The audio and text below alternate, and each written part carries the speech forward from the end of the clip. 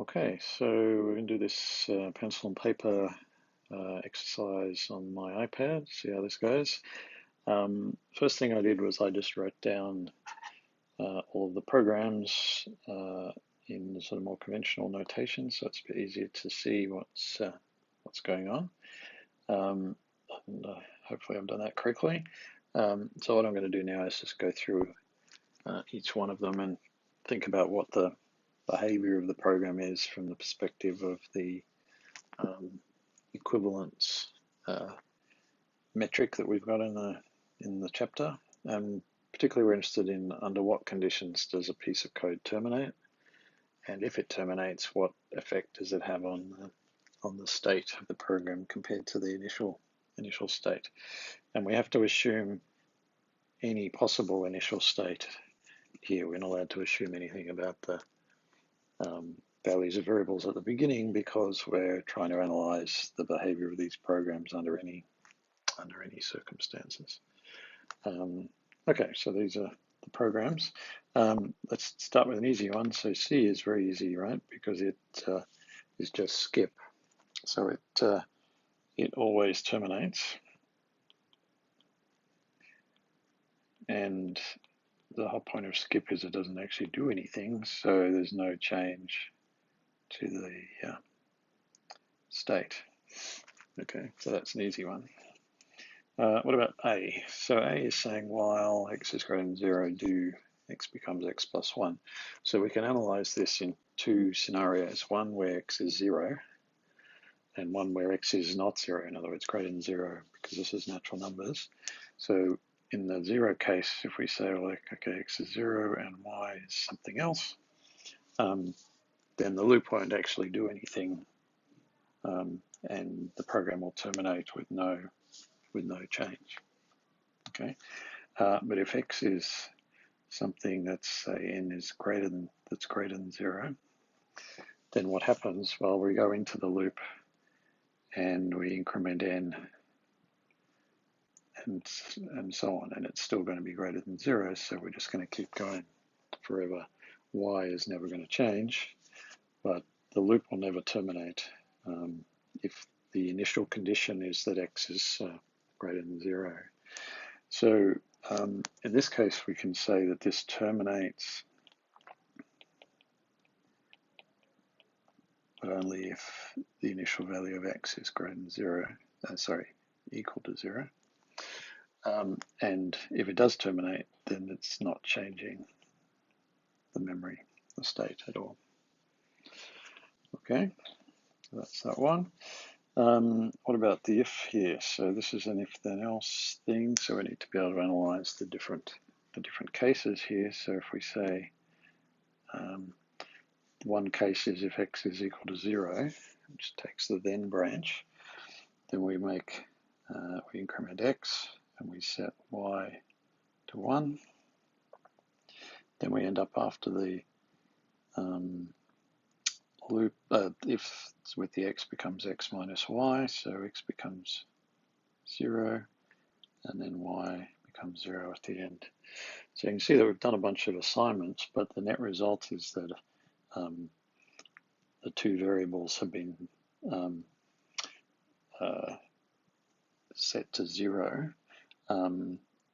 I will just put a question mark there because we don't actually know what the initial value of y was, but we know that at the end it's 0, and we know that the initial value of x was 0 in this case, so it hasn't changed because it ends up at 0 at the end. So the net effect, if you like, of this is that y becomes 0 and the program terminates. So the other option is that the thing we've got in x is something that's not 0, so let's say n, in which case we go to the else branch, so we set y, so if we don't know what y is, we set y to 0. And now we do x becomes x minus y, so that doesn't change x because y is 0, so we just stay with n, and then we just set y to 0 again. So in this case, nothing changes. The value of the values of the two variables sorry, for x it's not changed, for y it's becomes 0 again like this. So both cases have the effect of not changing x and setting y to 0, and everything always terminates. So it always terminates setting y to 0. That's one way to summarize that one. If we skip down to E, we can see this one does the same thing, right? Because all it does is set y to 0. So this is in the same equivalence class as B.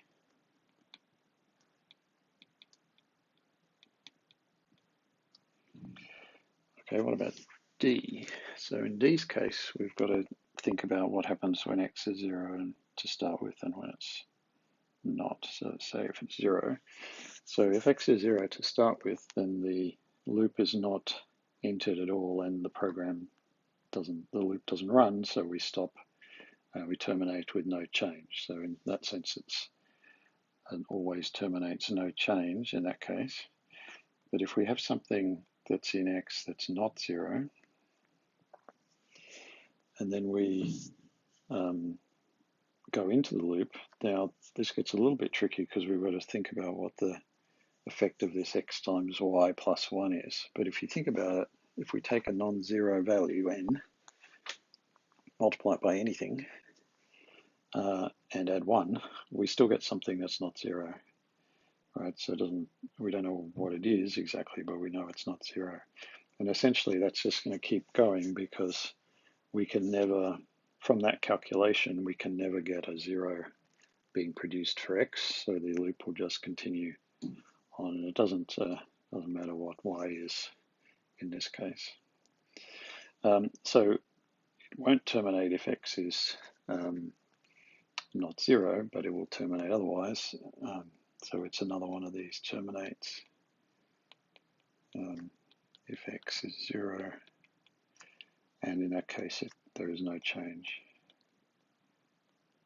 to the state. Okay, so hopefully you get the sort of pattern of what we're doing here. Let's have a look at the other ones. What about G is easy, right? So it's an infinite loop, so this never terminates.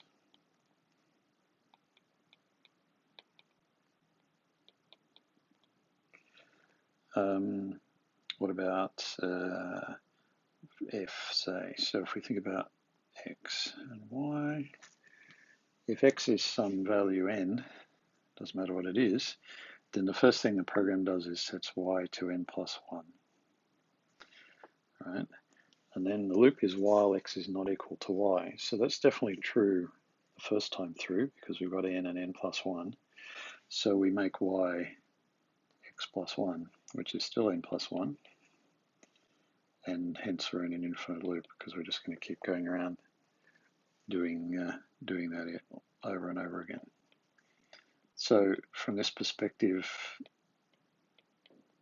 F is equivalent to G, because it doesn't matter what the starting values of X and Y are, the programs will never terminate. Next, let's do H. So if we say, X is some value, and we don't know what Y is, this program doesn't mention Y, so we don't care. So if we get to the loop and it says while X is not equal to X, well, that means the loop will never be entered, because X is never not equal to X. So that means that it doesn't matter what n is, this loop will never execute at all. So this is an always terminate no change, because the loop body never gets executed at all. And finally, for this one, if we say, okay, and so this one's a little bit tricky, because we have to analyze whether n and x and y are the same. So let's assume they are the same, so they're both some number n. That means the loop will never happen, right? Because the condition is not satisfied to start with. So that's an always terminates no change case.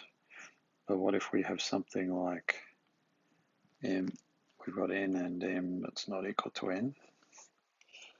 So then we go into the loop and we set x to y plus 1. So that sets x to m plus 1. And then we do the check again. So now is x equal to y or not? Well, y is m and x is m plus 1. So x and y are definitely still not the same. So we go around the loop again and set this to m plus 1 again. And now we're stuck in the loop going forever still. Okay, so this one doesn't terminate if they're different, but does terminate if they're the same to start with. And if it's terminating, it doesn't make any changes because it never goes into the loop. Okay, so that's a bunch of different possibilities. So you can see that, terminates if x is 0, no change. You've got a and d, and y being 0, always terminating is b and e, and so on. And I think I've got a summary down the end here that I think is accurate to reflect all of those. No, I think I got one wrong there. The B should be in the other place. Should be there. Okay, so hopefully I've made any errors there. Let me know if I have, and hopefully you can see why these cases work the way they do. One of the reasons for doing formal proofs, by the way, is that when we do these sorts of calculations by hand like this, it's very easy to make a mistake. And so what we'll see in some of the rest of this chapter is being able to sort of analyze more formally whether two programs are equivalent or not, rather than just doing it and trying to make sure we don't forget any cases ourselves. The proof assistant will help us do that. Okay, I'll see you in the next part.